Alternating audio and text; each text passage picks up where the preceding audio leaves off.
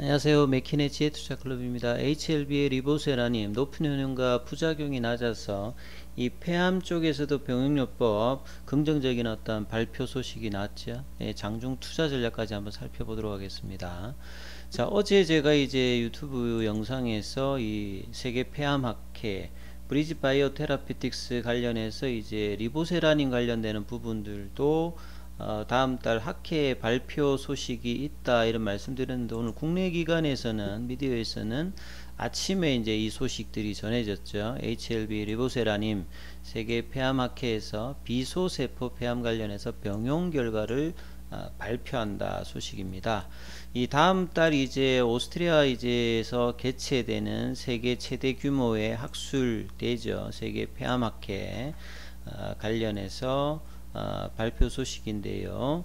이 비소세포 폐암 관련해는 1차 치료제가 지금 현재는 이 백금계 세포독성 항암제하고 면역관문 억제제 병용요법 관련되는 부분이 쓰이고 있습니다.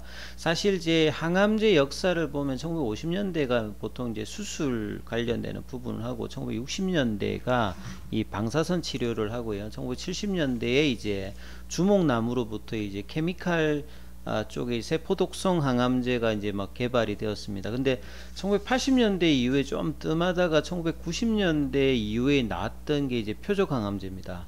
그래서 뭐 백혈병 쪽에서 뭐 글리백이라든지, 그 다음에 이제 폐암 쪽에서는 이제 아스트라제네카의 뭐 이레사라든지, 그 뒤에 로슈의 뭐 타세바라든지, 그래서 1세대, 2세대, 3세대, 최근에 4세대 개발까지 계속 이제 폐암 관련되는 부분이 한다고 하는 부분들은 암 사망률에서 가장 이제 폐암이 높고요. 그 다음에 이제 시장 규모 자체도 뭐 큽니다. 그래서 사망률 1위에다가 이제 조기 진단이 좀 어렵기 때문에 1차 2차 이제 수술이라든지 항암 쪽이 안 되면 이제 이 표적 항암제라든지 이 면역 항암제를 써서 이제 처방을 하는데요. 그만큼 이제 약물의 어떤 개발들도 상당히 많이 이루어졌는데요. 그래서 지금 1차 치료제로 이제 세포 독성 항암제하고 병용 관련되는 부분이 쓰이다 보니까 이 세포 독성 항암제는 일단 융당 폭격이죠. 몸 전체에다가 정상세포든 암세포든 같이 이렇게 효과가 발휘되기 때문에 부작용이 상대적으로 크지요. 그래서 뭐 구토라든지 탈모라든지 피부가 뭐 이제 뭐 죽어가는 여러 가지 이제 부작용이 심하기 때문에 여기에 대한 어떤 대안 치료법에 대한 연구가 계속 이제 활발하게 진행되고 있죠. 그래서 항서제약의 중심으로 뭐 HLB의 어떤 리보세라닌 글로벌 판권 가지고 있는 항서제약이 이 63명 대상으로 중국 후난암 전문병원이 EGFR이라고 하는 것은 상피세포 이 성장인자 수용체입니다. 뭐 말은 좀 어려운데, 쉽게 말하면 우리가 뭐 어디 상처가 나면 빨리 이렇게 이제 세포가 이 재생을 하는 어떤 부분에 관여되고 있는 이제 유전인자가 이제 상피세포 성장인자인데요. 암세포에는 이런 수용체 리셉터가 있습니다. 그래서 암세포의 이 부분과 상피세포 성장인자가 이제 결합해 버리면 이제 암세포가 이제 정식을 하는 거죠. 그래서 이러한 과정이 이제 뭐 신생혈관 성장하는 부분들도 있고, 그 다음에 이제 그 면역 관련되는 부분 뭐 부분을 좀 세포 이제 자살인가요? 이제 이 부분 활동을 이제 억제하면서 암세포가 정식하는 어떤 구조인데, 이 부분을 이제 타켓으로 해서 이제 이레사라든지 타세바라든지 기타 이제 타켓 어떤 기전이죠. 그리고 이제 좀 일부분으로 나타나는 게 ALK가 있는데요. 요거는 이제 뭐 역형성 뭐 이제 림프종 인산화 효소 요 타켓인데, 좀 용어 좀 어렵습니다. 그래서 여기에 반응을 안 하는 이제 폐암 환자 같은 경우에는 기존의 어떤 치료제 관련되는 부분으로 효과가 없다는 거죠. 여길 대상 63명 중에서 아직 이제 임상 환자를 뭐 다 이렇게 하진 않았습니다. 뭐 54명인가요? 그 대상한 어떤 중간 결과를 이번에 발표를 하거든요. 아직도 리크루팅은 최종적으로 몇 명 더 해야 되는 어떤 상황인데만 중간 어떤 발표를 하는 거죠. 그래서 리보세라님은 이런 이제 상피세포 성장인자 이 부분하고 좀 다른 기존입니다. 표적항암제에서 대표적인 기존이 EGFR 어떤 이 부분과 베제프 관련되는 부분, 요거는 이제 신생혈관 억제를 하는 부분이고, 위에 이제 상피세포 성장인자하고는 조금 이제 다릅니다만 표적항암제의 대표적인 부분입니다. 그러니까 EGFR의 이제 음성이니까 이 베제프 관련되는 부분의 리보세라닌과 여기도 보면 신생혈관 억제에 관련되는 부분이 해당되니까 암세포를 이제 굶겨 죽이는 어떤 형태의 부분이죠. 그리고 이제 면역관문 억제제에서 이제 캄넬리주맘을 쓰고 여기에다가 이제 세포독성 항암제인 알부민 결합한 파크리텍살, 이 3중제 병용이죠. 3중 병용으로 임상을 진행했는데, 논문 초록에 보게 되면 1차 요요성 지표 PFS 값이 이제 가장 중요한 지표인데요.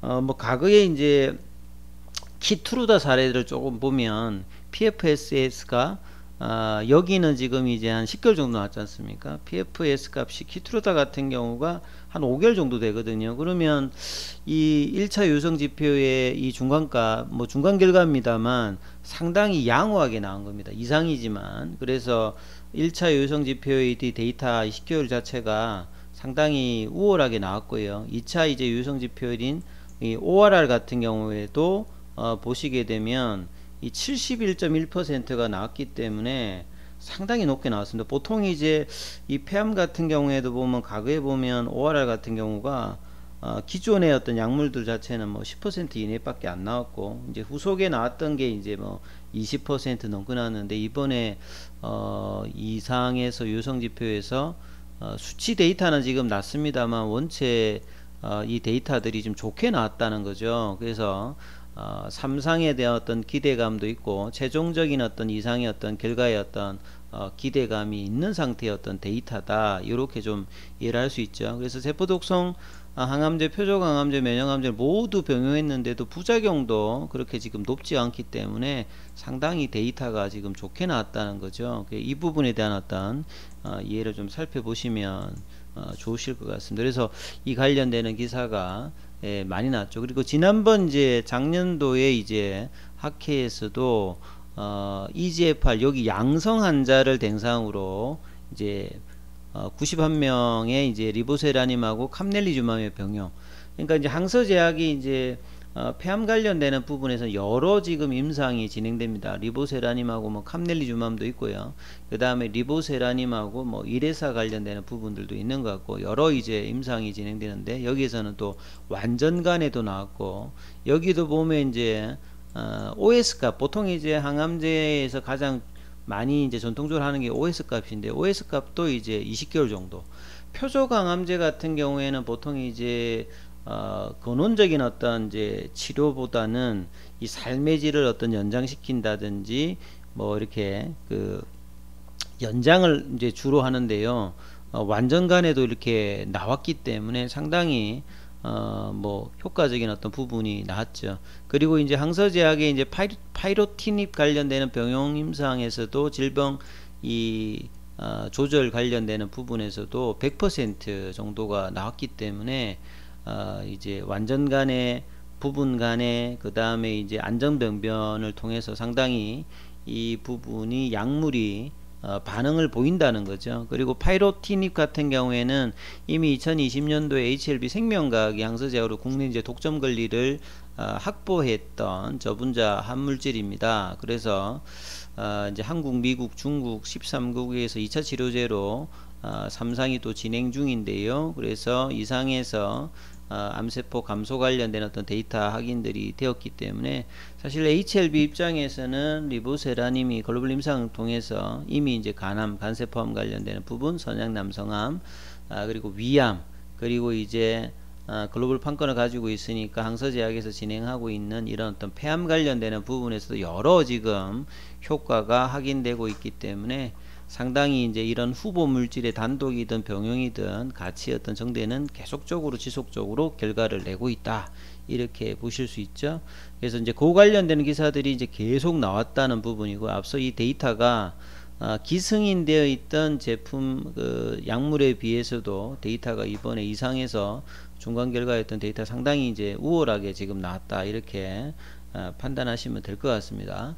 그리고 이제 최근에 이제 경기 침체, 그 IPO 시장이 어떤 부진, 그리고 금리 인상단이다 보니까 성장주에 대한 어떤 자금의 어떤 유입들이 상당히 지금 줄고 있는 상황이죠. 근데 이제 HLB는 전반적으로 진양곤 회장이 이제 M&A 전문가다 보니까요, 자본시장의 어떤 활용도를 높이는 어떤 선제적인 어떤 자금 계획들을 통해서 2020년, 2021년 통해서 유상증자, 메자닌 자금 조달을 뭐 적극적으로 했던 부분이죠. 그래서 이제 작년도부터 이제 12 이 리픽싱 관련되는 조항도 이제 상향으로 되다 보니까 상당히 지금 추가적인 어떤 메자닌 어떤 자금의 10이나 BW 관련되는 부분이 쉽지 않은 부분이 있고요. 그 다음에 이제 주식이 상승기일 때 사실은 메자닌 자금이 조금 효과적인데요. 주가가 이제 많이 떨어지다 보니까 상대적으로 메자닌 발행들이 쉽지 않은데, HLB 그룹주들은 대부분 이제 M&A를 통해서 이 부분을 활용을 하고 있죠. 뭐 BW라든지 12. 그래서 올해도 이제 뭐 BW 관련되어서 HLB 생명과학이라든지 HLB 대부분 이제 사모 쪽이 많죠. 생명과학은 이제 공모를 병행해서 했습니다만 대부분 이제 HLB라든지 이쪽은 이제 사모 형태로 그러니까 인수 쪽에 이제 연관되는 부분들로 진행이 되었다. 그래서 M&A 전략까지 맞닿아서 HLB는 자금 활용도를 충분히 선제적으로 좀 했기 때문에 최근에 어떤 자금 시장의 급냉에도 나름 이제 선방을 하는 어떤 자금 어떤 형태를 띄었기 때문에 안전성, 어떤 재무 안전성이 사실은 제약 바이오 섹터에서 상당히 좀 어려울 수 있는데요. 상당히 좀 선전을 하고 있는 어떤 흐름과 지금 모멘텀을 가지고 있죠. 장중에 어떤 이제 그 흐름들을 좀 살펴보면요. 오늘 같은 경우에 이제 아침에 이제 그 기사가 조금 더 나오면서 올라갔습니다만, 이제 어제 선제적으로 좀 움직였던 부분이 브릿지 바이오의 움직임과 더불어서 이제 그런 영향이 있었던 부분을 확인하는 어떤 재료였기 때문에 올라갔다가 좀 내려와서 42,000원대인데요. 어제도 말씀드렸습니다만 장중 흐름에서 뭐 중요한 어떤 지금 가격대는 이 가격대죠. 어제 가격대가 30분 봉을 봤을 때 한 42,000원, 42,000원 라인 정도였던 지지 여부가 이제 되는지 여부가 단기적인 흐름에서는 제일 중요하고, 단기로는 지금 좀 침체기 흐름에서 좀 지지 영역으로 좀 들어가 있는 어떤 부분으로 보여지죠. 그래서 여전히 지금 5일선과 볼린저 밴드 상단 태깅을 하는 어떤 흐름은 이어지고 있습니다. 거래량은 지금 올라오고 있는데요. 자, 어제 이제 새벽에 끝났던 미증시 같은 경우에는 6월 달에 이제 소비자 물가 지수가 9%에 넘어가면서 좀 급락을 했다가 이게 좀 고점 징후가 좀 되지 않을까. 최근에 이제 뭐 에너지 가격이라든지 농산물 가격이 좀 빠지고 있는 부분을 보이기 때문에 바이든 대통령도 이제 지표가 좀 더디다 이런 이야기를 하면서 낙폭은 좀 줄여서 끝났는데, 오늘 국내 시장 같은 경우에는 수급상으로 보게 되면 지금 뭐 장중 흐름에서 보면 어제는 이제 기관들이 좀 매수를 해주면서 코스닥 어떤 상승세가 있었습니다. 오늘 기관들 외국인들은 매도를 하고 반대로 이제 개인들이 좀 사주면서 일부 이제 그 코로나 관련되는 제약 바이오주들의 어떤 강함은 오늘도 유지되는데, 전반적으로 시장은 조금 이제 약한 흐름들이 좀 진행되고 있는 상황입니다. 그래서 HLB 주도 45,000원대 부근 정도 보면 이제 3만원대 보면 거의 한 50% 어떤 상승의 흐름이니까 이 가격에서는 조금 이제 좀 차익 매물도 좀 나오고, 어제 저도 이제 뭐 이렇게 일부 분할 매도가 좀 말씀을 좀 드렸는데 그 부분에 있습니다. 그래서 이 종가상으로 이제 42,000원대가 이제 어떻게 이제 장중에 좀 지지되는지 여부를 좀 보시면서 이 흐름들은 아직 이제 이어지고 있다. 그리고 2주 넘게 지금 이제 상방으로 진행되고 있는 흐름들이 유지되면서 지금 이제 주봉의 전환이 어떻게 되느냐가 이제 추세의 어떤 강함에서는 가장 어떤 중요한 부분인데, 자, 이 부분들이 유지되기 위해서는 이제 42,000원대가 조금 지지되면서 조정이 되더라도 저 가격에서 좀 멈칫하다가 다시 이제 재상승하는 흐름들이 중요하겠죠. 이 부분들을 참조하시면서 장중 투자 대응량 5장에도 이 부분이 이제 지켜지는지 여부를 좀 판단하시는 것이 중요하다 이렇게 말씀을 드리겠습니다. 그리고 좀 더 이제 구체적으로 뭐 궁금하신 부분이 있으신 분들 같은 경우에는 무료 카톡방 진행되고 있으니까요. 저 문자로 참여 문의하시면 안내해 드리고 있습니다. 참조하시면 될 것 같습니다. 여기까지 하겠습니다.